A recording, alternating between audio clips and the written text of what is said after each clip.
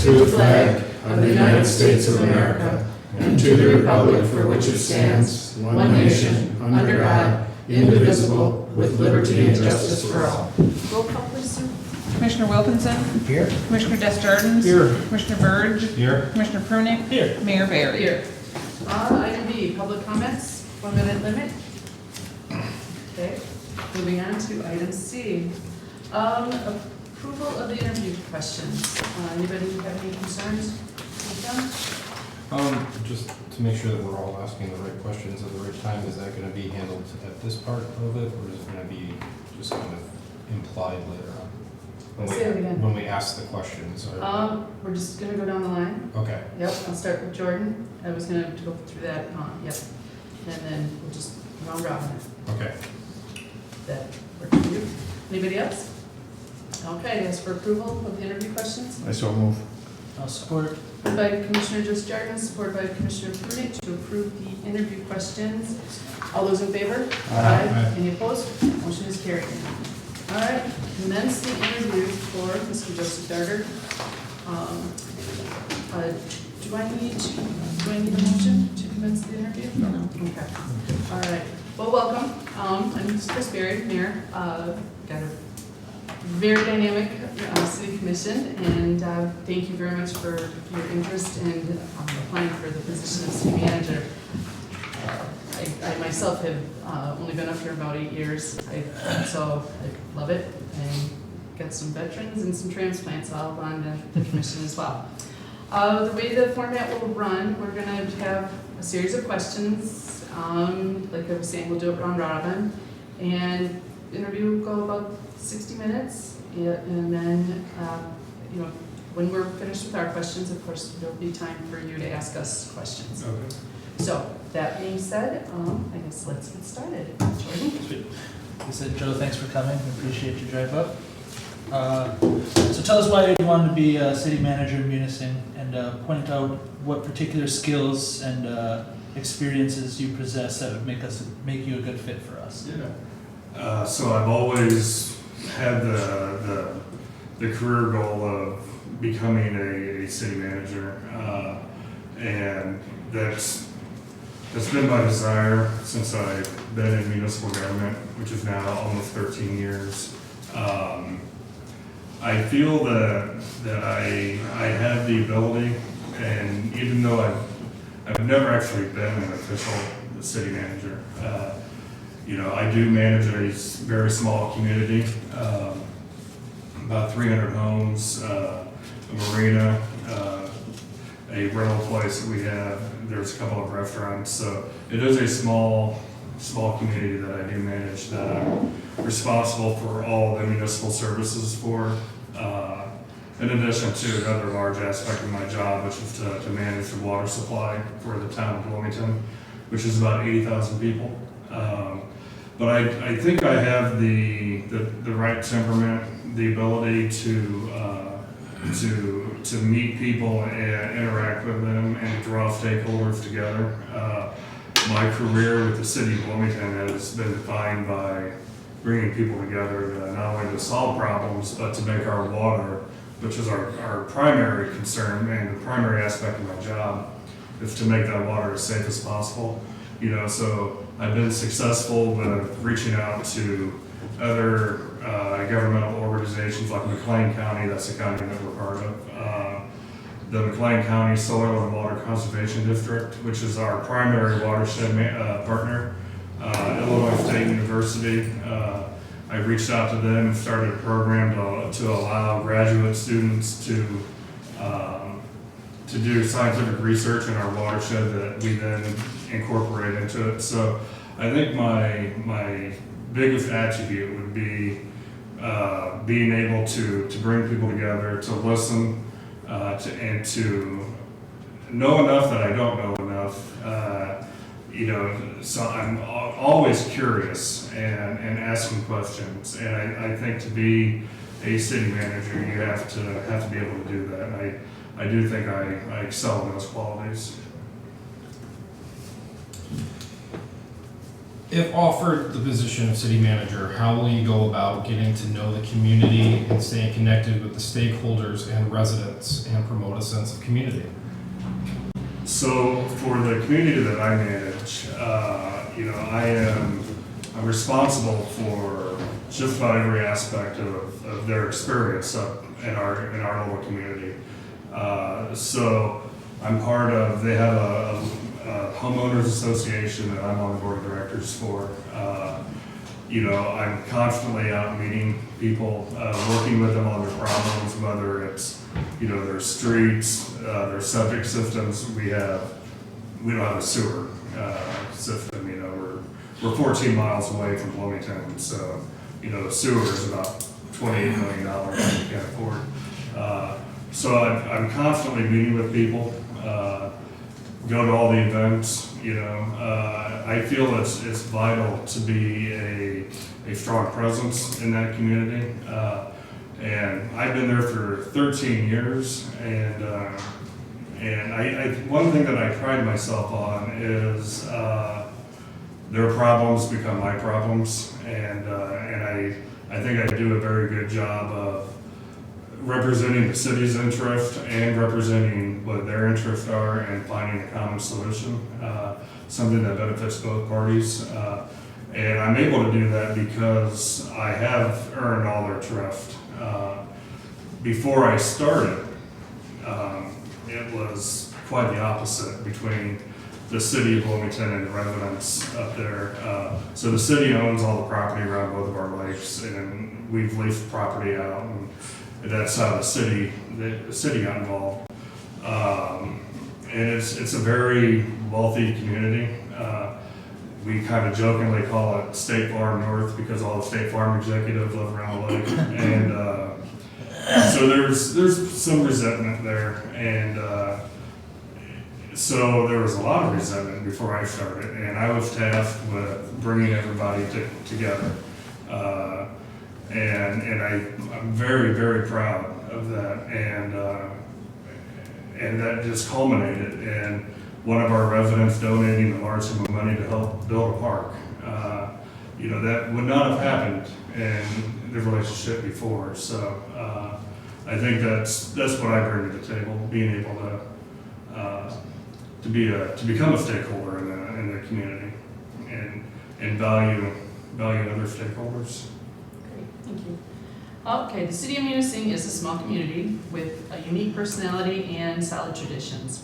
What should every aspiring city manager know about working in small towns, and what special personality traits do you possess that will make your tenure in this one successful? Well, I think, I grew up in a small town, almost embarrassed to say it, Lincoln, Illinois. It's a very small town in central Illinois. And my great-grandfather was mayor for a lot of years. He was on the city council for 26 years, I think. So my family was very well known in that town. And so that kind of taught me how to interact with people and got to know everybody. And so I took that, and that's how I am in my community that I manage. I think you have to be able to, have the sort of personality that people feel comfortable to, and that's one thing that I do pride myself on is people are very comfortable around me.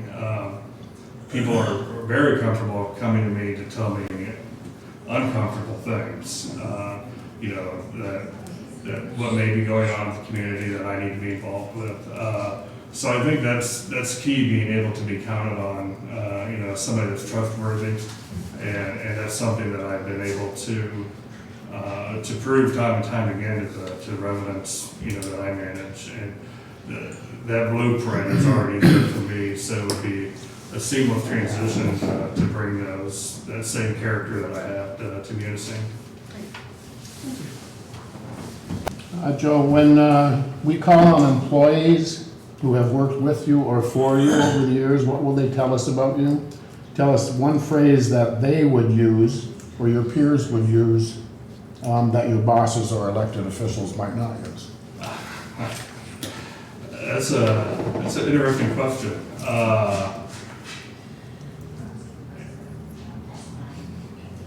Well, I would say that the people that work for me, I've had my entire time in the city of Bloomington.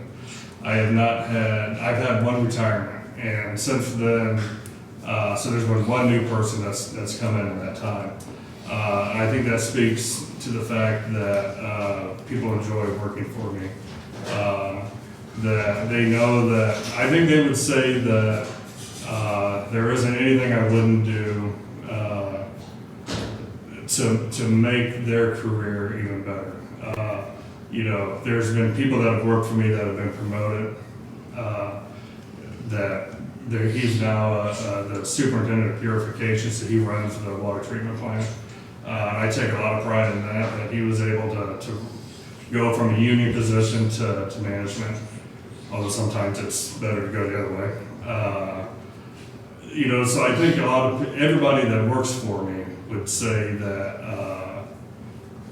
I have their back, and the people above me would tell you that I am not afraid to tell truth to power. You know, that I have my opinions, and I convey them in a respectful way that they know. I'm knock on wood, just got over a taste and odor issue with our water that plagued us from October to just recently.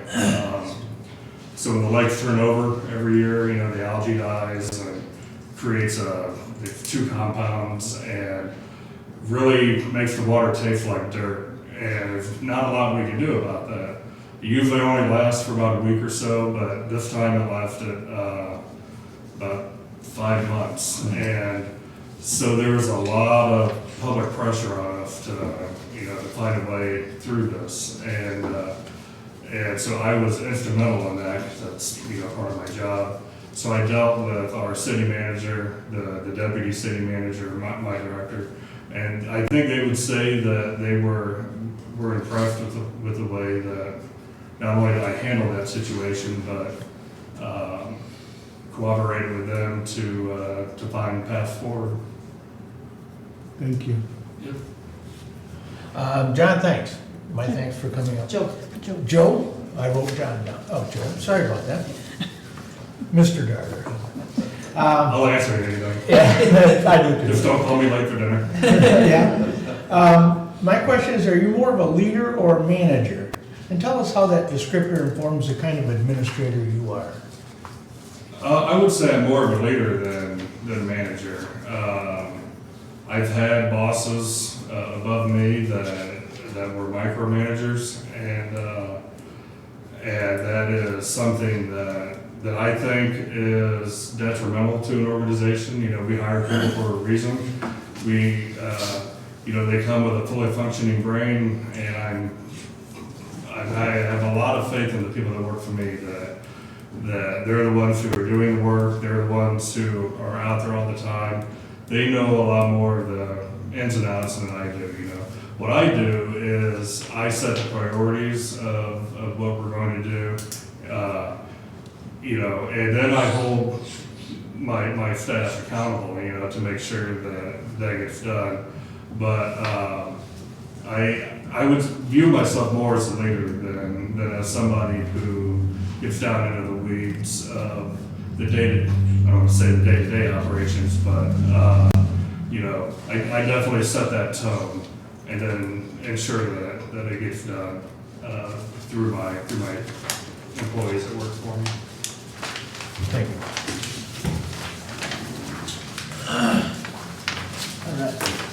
All right. A manager is often in the midst of tug of war between departments or employees, residents, elected officials, neighborhoods, or all those groups at once. What is your go-to strategy in dealing with conflict or diversive priorities?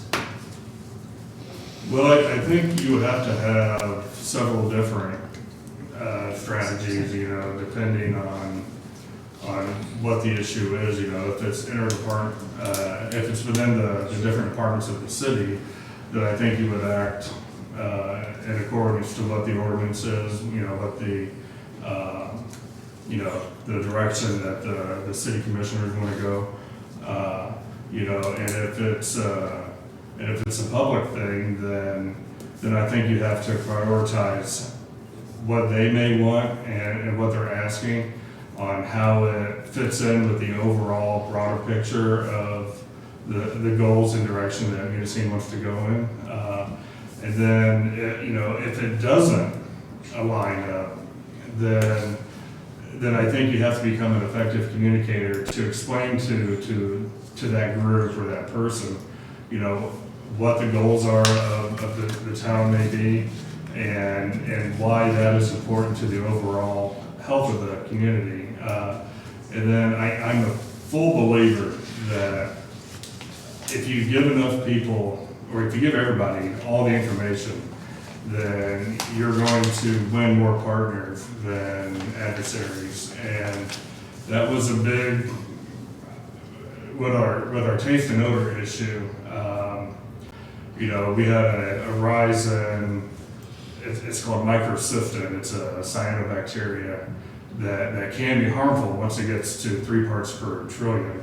And we were starting to inch toward for that. And I argued we have to be as transparent as possible, even though we're 75% away from that threshold. You know, we have to let everybody know.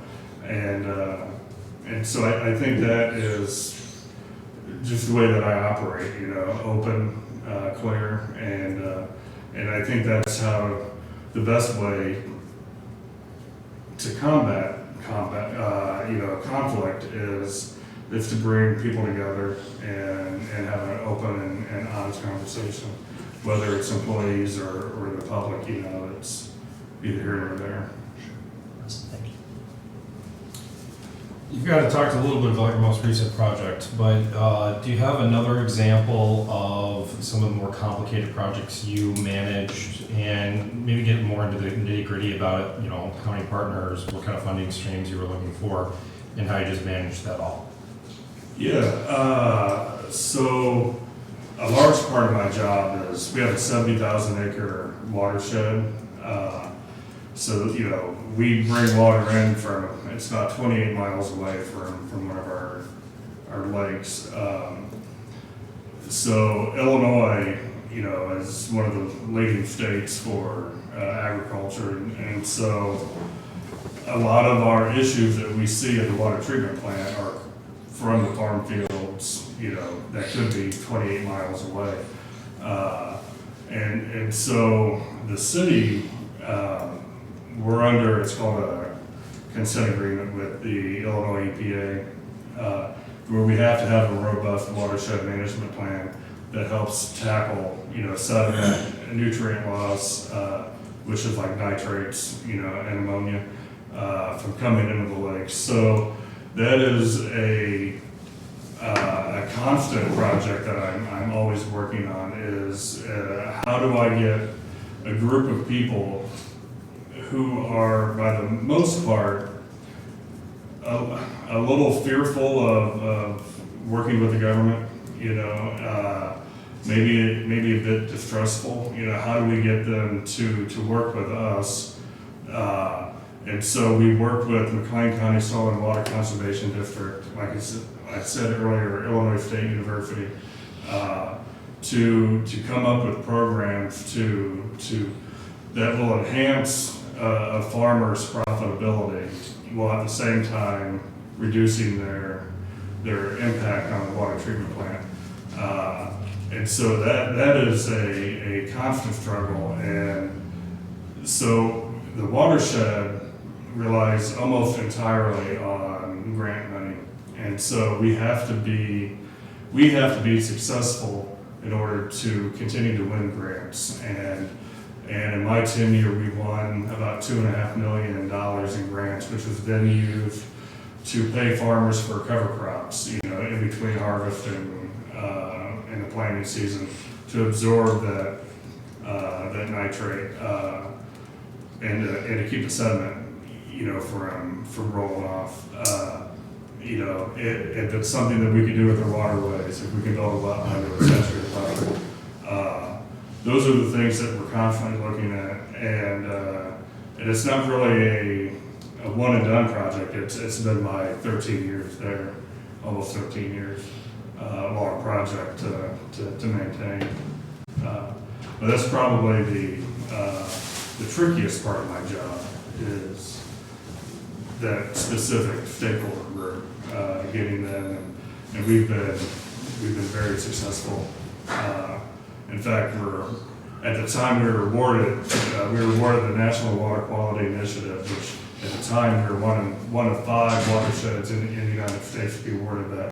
And that was due to our ability to win friends and influence people. How do you handle negative social media that often criticizes the commission? How do you handle negative social media that often may criticize city commissioners or various city operations? Well, in my personal life, I just don't read the comments. I've made that mistake before. I don't think you're ever going to change anybody's opinion on Facebook, TikTok, or whatever else is out there. I do believe it's a valuable place to get information out on. Which we use that for our tasting note issue that we had. Just to get information out to a large amount of people quickly is very good, as long as you don't read the comments. And I did, and I shouldn't have. It can be a bit depressing, but at the end of the day, if you know that you're doing the right thing, people are going to talk. But I don't. In my personal life, I hardly ever post anything, so I don't have a lot of comments on my stuff. But it can be. It's the chicken or the egg. Thank you. There are many strategies for economic and community development. What do you see as our most pressing development issues, and what approaches might you suggest for this city? I think this area is just, you guys know it. You live here. It's just absolutely beautiful. So I think the toughest part is how do you grow at a responsible rate that doesn't detract from the natural look of the area. That is, I think, something that is very tricky to do. I come from a standpoint for my current job where we actively try to limit development around the lake, because of its negative impact on our water quality. So I've had a long history of looking for things and looking at different development opportunities into how to reduce their impact, in our community, but still allowing it to proceed. So I think you have to take that same approach here, where you have to grow. If you don't grow, then you suffocate and die. But you have to do it in a way that maintains why people want to be here to begin with. And back in April, I interviewed for a city manager job in Bayfield, Colorado. It was me and one other person, and they had the same issue. They're a small town outside of Durango, but they wanted to grow, but they wanted to keep their uniqueness. And it's a tough situation. But I think if you look at what other small towns have done, if you look at innovative ways to pay for government services, through grants, then you can free up some of your money to go after more land development that then attracts more businesses, and but still maintaining that that small town vibe that people come here for. Thank you. How successful have you been in securing grant funds in the past? And looking at the state and federal landscape going forward, what projects with external funding streams would you be concentrating on here? Well, in the past, we've been very successful with grants. Like I said, in my 13 years, we've received about $2.5 million, which, that doesn't seem like a lot, but the watershed management, best management practices that we do really don't cost a lot of money. It's more time and labor. So that $2.5 million that we've received has been able to be stretched out for a lot of different projects, that then affect our watershed.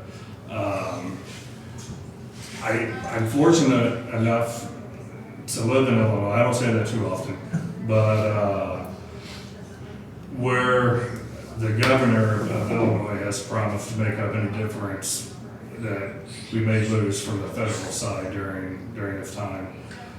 So I'm really not concerned about, we have a grant right now that we're working on that we've been paid on and we've been reimbursed. So in Illinois, I don't think it's that much of an issue as it could be up here. But the importance of grant writing is, I can't stress how important it is that you find the right people to help you and be able to.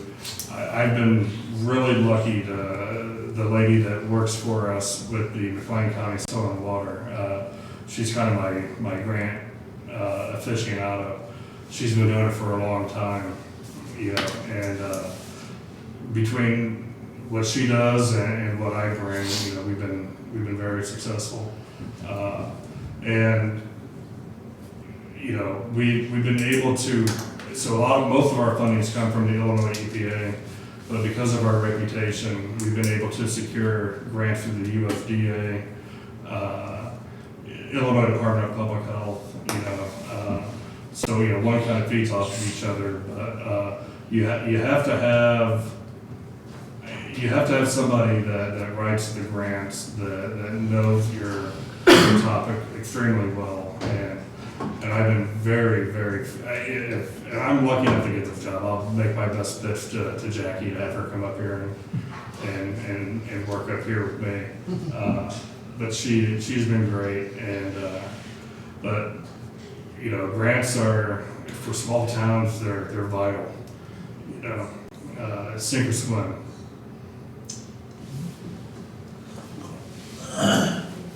From what you've learned about us, what do you think our two biggest challenges will be in the next 3 years? How would you tackle them, and what processes would you follow? Well, I think like every town, infrastructure is always a big concern. The water department that I'm part of, we're in the middle of a $400 million, not in the middle, we just started, a $400 million capital improvement project, and that's scheduled out for the next 10 years. And that's not been an easy process to get going. And while Bloomington is a lot larger, I'm sure in the summertime, the amount of tourists that flock here is probably about equal in size, but I would think the demand would be much stronger on the infrastructure up here because it is such a smaller place, and so you'd have to strategically plan out, like road resurfacing, the water mains. I'm sure there's some lead certified. That's a big project that's about 150 million of our 400 million that we're having to remove. And I think a large part of the city manager job is to build relationships with elected officials on the state level, who can then go and make that offer to state legislators and on the federal side to try to bring in to secure money, for infrastructure. I think that's probably going to be the biggest challenge, with tourism that comes with all that, and having a master plan, having a land use plan. I think those two things are vital to being able to secure funding to begin with, and how to map what that infrastructure project is going to look like. You have to be able to have that master plan to set your course, and we got ours back in 2019, our master plan, and we're just starting on it now. So, it's very, very frustrating, because things do not get cheaper over time. At 40 million, probably going to be 300 million, when we first started. Thank you. What is the most important skill or talent that a manager can have when it comes to the council-manager relationships? And can you tell us of a time when you had to rely on that skill? So you're asking about how I would interact with the mayor and the council, and I feel that the way that I am, I do get along very well with people, but knowing that, I serve at the pleasure of all of you guys, and there would be times when vigorous debate on certain things is required. Having the ability to being able to communicate with people effectively, I think, is critical. And having that sense of trust built up between not only all of you but me, to where you guys would feel comfortable coming to me to execute things, and vice versa. I need to feel comfortable with elected officials to be able to bring tough subjects to your attention that you may not be aware of. But I think just the way I am naturally tends to lead me down that path where people are comfortable with me, and I look for as corny as it sounds, I look for the good in people, and I think that goes a long way with establishing that relationship to where, if you guys tell me to do something, then we can talk about it up until the time the decision's been made, but once the decision's been made, then it's time to execute it. And that's kind of been my philosophy my whole time. Okay, kind of along the same vein a little bit, what did it look like the last time an elected official, employee, or resident tried to push you to change a position that you were holding? What determines when you hold your ground versus switching directions? Let's see.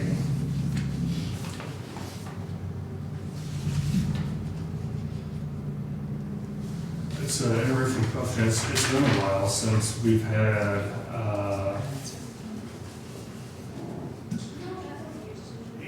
the water department kind of operates the same every day, as long as we get water to town. Probably on the lead service line replacement.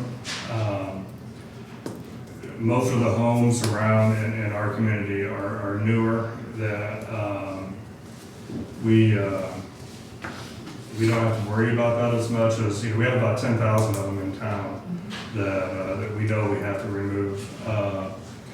And even though we don't have that many, they did not want to include our community in with the rest of the homes in town.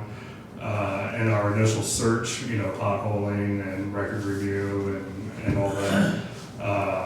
And so I ended up having to have a frank conversation with my boss and his boss about, we need to be included. We are part of the city of Bloomington. We are part, even though we're 14 miles away, with a lot of brand new homes up there, we still have about a third of them, which would qualify for lead certifying removal.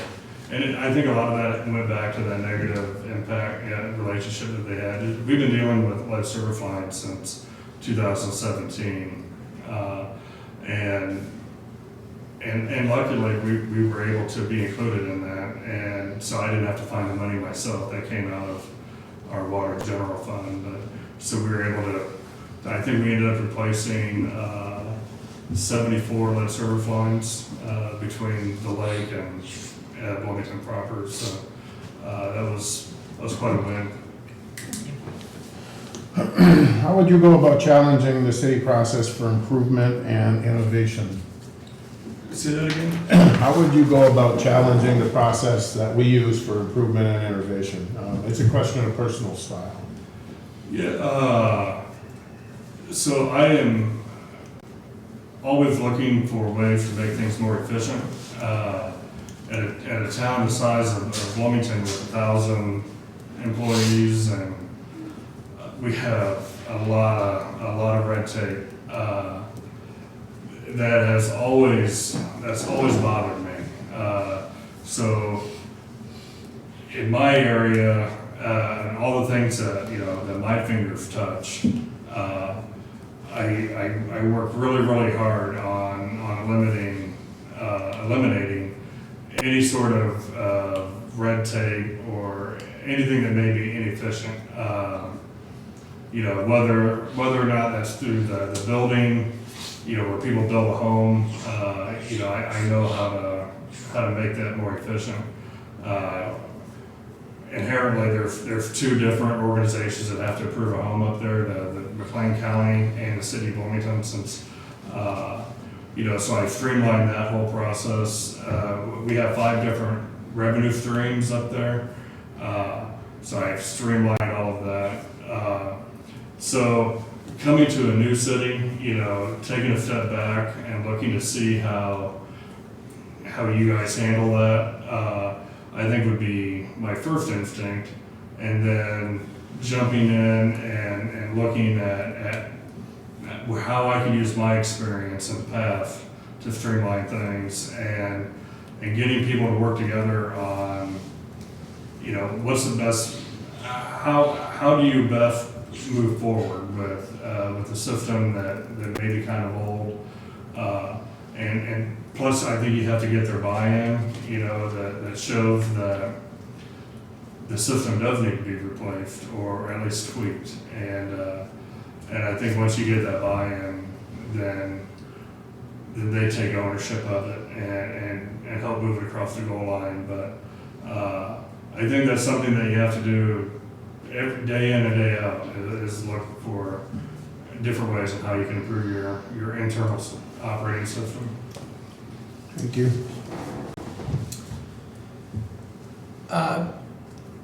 Please give us an example of of personal or work-related issues where integrity or character was challenged, and how did you respond?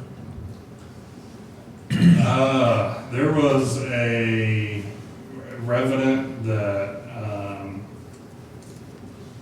he had built on city property. Everything is city property around our lakes, but he had built off of his leaf lot years and years ago. And then during an initial review when I started, I found that he had built a large part of his backyard off of his leaf lot. His septic system was not on his lot. He had a wrought iron fence that went all the way around that was not on his lot. And so he was told that he had to remove all that and put everything on his leaf lot. And I remember the day like it was yesterday. He yelled at me, and you know, I always driven a fast sports car, and he yelled out that he hoped I die in a fiery car crash that night. And you know, obviously I didn't. And we get along now. You know, he actually applied for when my crew leader retired. He actually applied for the job. So I mean, it was a little weird, you know, with the city attorney at the time wrote him a cease and desist letter, you know, that he was not supposed to be around. You know, if he came around, maybe we were gonna have to call the police, and it got a little weird. But that was probably the most direct threat. And then there was a night at a city council meeting where, so there was a big issue where people had built, and that guy, Nate Green was his name. His issue came from the much larger issue where people had built boat docks, you know, not on their lot, and on other people who didn't even live at the lake, had built boat docks. And one of those guys went to use his elbow and hit me in the back, and thankfully he hit my boss at the time, and he was arrested that night. But those have probably been the two most interesting cases I've had. Few and far between that. I've had 10 million interactions with people, and I can really only count 2 people that at least wanted to take a swing at me. Okay, thank you. What would be your strategy for new business recruitment in the city? I think that, again, that is, you know, you have to look at what type of business you want to attract. You know, how's it going to fit into the larger scheme of Munising? You know, is it more tourist based? Is it, you know, manufacturing? Is it, you know, and I think that goes with the comprehensive plan that Munising has. You know, and then once you decide on, you know, which way you want to go with that, you know, so Wilmington uses a lot of TIP districts, you know, to attract businesses. We had one where, just recently, where there was a need for more parking downtown. Wilmington has a really old and a really beautiful old downtown, and we're spending about $33 million to revitalize, you know, the streets and the sidewalks, and it's now become a destination.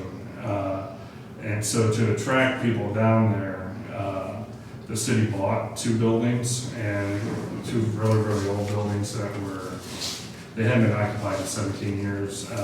So we're in the middle of tearing those down and making that area available for developers, you know, through reduced, you know, property tax incentives and other items like that. So, you know, there's a lot of different ways that you can use a lot of tools in the back that you can use to attract new business and retain old, you know, business as well. So, you know, there's just a lot you can do. What is your experience with DPW operations? Pardon me? What is your experience with DPW operations? I'm really bad at hearing. What is your experience with DPW, Department of Public Works, operations? Well, so for Public Works, the water department was part of Public Works. That's about as much experience that I have. You know, I've always been on the water side. So, you know, as far as like the day-to-day operations of the Public Works Department. Whatever your experiences are, we just kind of want to know what Yeah. your background is. So we do, so I do street resurfacing every year around in our community. You know, that's a bid process that we do. There's usually one or two companies that bid on that. But the staff that works for me, we're the ones out there doing, you know, the snow plowing, you know, that our Public Works Department does in Bloomington. We do all the, you know, adding in culverts and patching roads. But the main thing is we go out for bid. Usually spend about $100,000 a year on, which is not a lot of money, but we only have 4 miles of roads. And so that's really the main thing that we do with Public Works is our street repair and snow plowing. Like I said earlier, we're all on septic, so we don't have any sewers or any stormwater. Although that may change. That's one of the major projects I'm working on is to reuse recycled water from it's called the Bloomington Urban Water Reclamation District. So if the Illinois EPA allows us to reuse treated wastewater, then we'll build a pipeline up to the lake, and then we'll put in a sewer system at that time. But really, it's just simple road repair. You know, our roads are in pretty decent shape up there, so you know I don't have to spend a lot of money on that. But my focus is more on the Parks and Rec side because we are a destination. There's less than 1% of McLean County is forested, and the city of Bloomington owns, I think, like 90% of that 1%. And so most of my time is focused more on the Parks and Rec side and the policing side. You know, we have to police both lakes, and but the Public Works is usually just once or twice a year. You know, we'll go out for bid, but just not a whole lot. Thank you. Yep.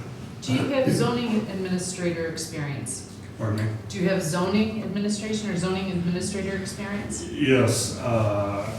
So we were, for whatever reason, a long time ago, they zoned the entire community as R1 residential, even though a large part of it is agricultural, and even our water treatment plant was zoned residential and not government services.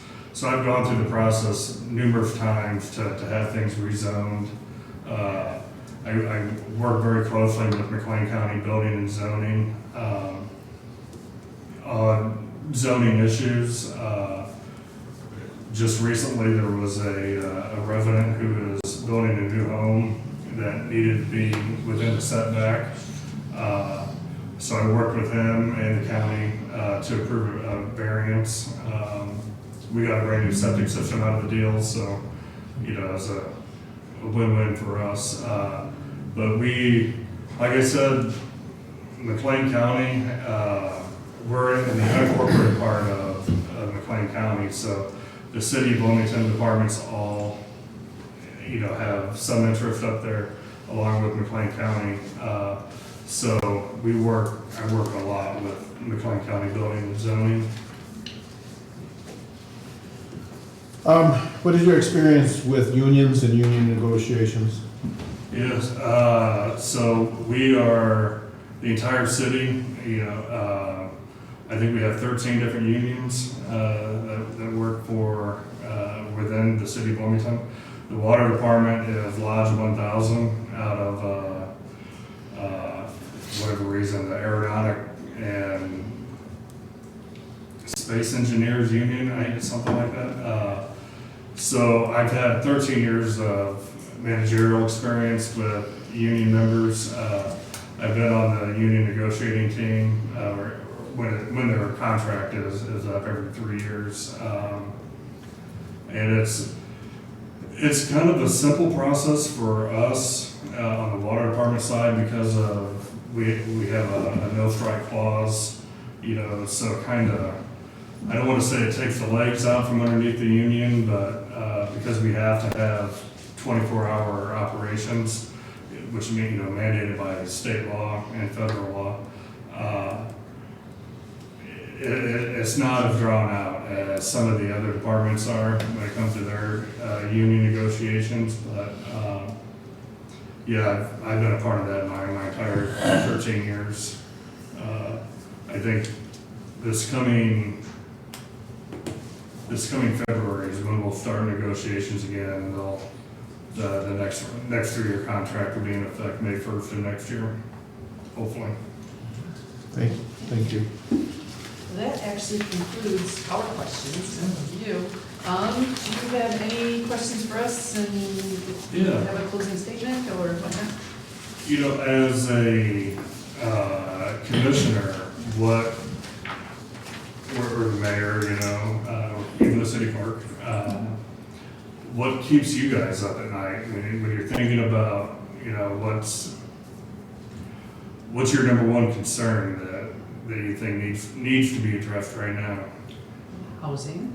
Housing. Yes. Housing. Yeah. Yep, housing is definitely a major issue here. You know, not just with residents, but we've got a national park, or a national lakeshore, and we've got a national forest service, or a national forest. So, you know, not only long-term housing, but even seasonal. That's been a big challenge for us. Anything else for you guys? For me, it would be economic development that's not tourist-based. We have a tourist-based economy. The saying here is if you got 100 days in the summer and 50 days in the winter to make all the money you're gonna need for the rest of the year. And it's important to me that we diversify our economic base so that we're not completely reliant upon tourism. And we have a limiting factor in that regard, in that we get 6 months of winter, serious winter. So that's one of my concerns. We don't have a large manufacturing base. Like Brad was saying, it's more commercial or retail. So we need, my opinion also is, we need more of a balance of that Yeah. as well. We act more like an outpost community because we are a county seat and we are far away from everything else. Like if you look at more of the successful tourism communities, they all have neighboring municipalities where they can fix that housing, they can fix the low income, you know, big box stores and stuff like that. We don't have that catch-all. And so whether you're looking for big developments, you know, like a major housing development or a major manufacturing development, we have to act more like that, you know, the communities out west and the communities in our own state. Yeah. Would you allow a follow-up question? Is that what we're talking about? Or is that? I'll allow one. Okay. Go ahead, I'm sorry. Can you define what a stakeholder means to you? A stakeholder is somebody who is, you know, financially, emotionally, connected to that community or that issue. You know, if it's, so like our residents are stakeholders in the health of both of our lakes. You know, because they made a financial commitment to that area. You know, so it's in their vital interest to see the health of the lake, to maintain that, you know, they have a place to recreate. The city of Bloomington, is a stakeholder of the lake because we have to supply water to 80,000 people. The employees are a stakeholder, you know, because they have to, they rely on the city to, for their income. So I think it's, that definition I think can change depending on, the various different groups, but I think it's that initial connection and part that binds people together, over a common goal, should be considered a stakeholder. Not just, I don't really view it more as, like a wealthy person coming in and saying, well, I need this, this, and this, you know, I think it's a much broader definition of, you know, how everybody's actions affect the community. And that's always, I've always been a broad-minded person on how government can really be a helping hand and an avenue to help to bring people together and to bring everybody that has an interest in seeing this, you know, this area succeed. You know, so I think that's kind of my vision of what a stakeholder is. Thank you. Yeah. No, sure. I was. I have one last question. How many employees do you supervise? I have, let's see, 3 union, 4 seasonal, and then 2 interns. So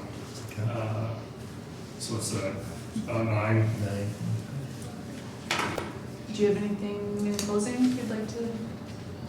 No, I just wanted to thank everybody for, you know, for allowing me to come up, and, you know, this has been a great experience. Well, thank you for actually, Yeah. for showing interest in the city of Munising. Yeah. It really is, I enjoy living here, definitely, but, no, we appreciate you taking the time Yeah. and, traveling up, so.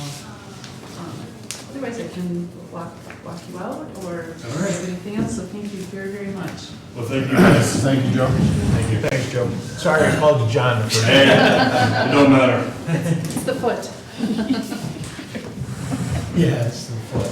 Mine's on the foot. Thank you. We have the card for it, too. I forgot my card. Oh, okay.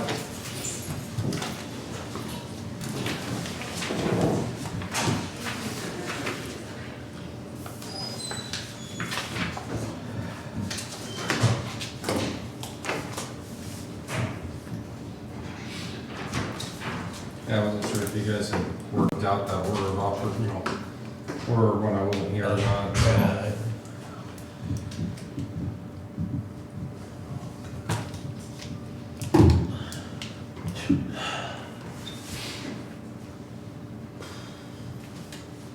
The CPM stand for?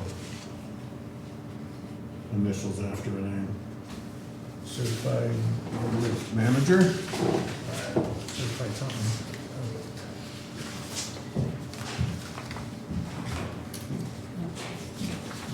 Property manager? Is that it? Yeah, he's the property manager. CPM. Do I need to go to the next agenda item, or did you guys have to go through? Certified public manager. Yeah, okay. All right, item E, commissioner discussion, so now we'll discuss. With Mr. I'm gonna. Well, he knows a lot Joseph about Dark. watersheds. Yeah. Yep, Yeah. but the positive I see from that is he can take his experience and hopefully transfer it to other areas. Not necessarily negative. No, but I thought the same thing, that is his, bulk of his, experience, and It seemed a little light. Like, I mean, the amount of people that he's managing, and he's bringing in less than $200,000 a year in grants, doing the math, like, I mean, that's less than some of the fire departments do in this Mhm. county. So like, that's not to the level that we need for our community. Now, that being said, I know their tax base is better down there in Bloomington. You know, they don't have some of the problems that we do, but it does transfer to his ability to secure funding. His answers, even though we asked about Munising, his answers were about that's the Bloomington. next guy. Right. Constantly, he didn't project forward. Hello? Hello, how are you doing? Good.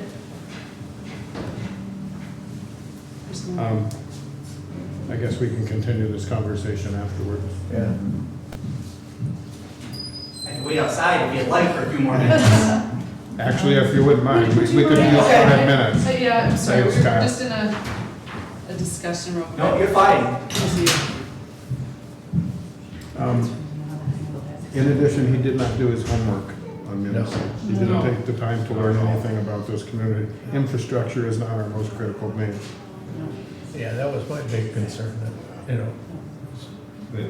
There was a lot of times where things were overly generic, Yeah. and this is, He was filling up space. Mhm. Well, because as with the questions, and now, of course, when I see them when we're reading them, there is a lot of overlap. Yeah. But, you know, once I was doing that, or looking at it, I was like, well, hopefully he's gonna add something different to the next question. Yeah. And it kind of was all centric on water. Yeah, I think he was a nice enough guy. Yeah. He seems- There's a whole No- lot no of snow qualms removal about in any of that. Bloomington, No, Indiana. yeah.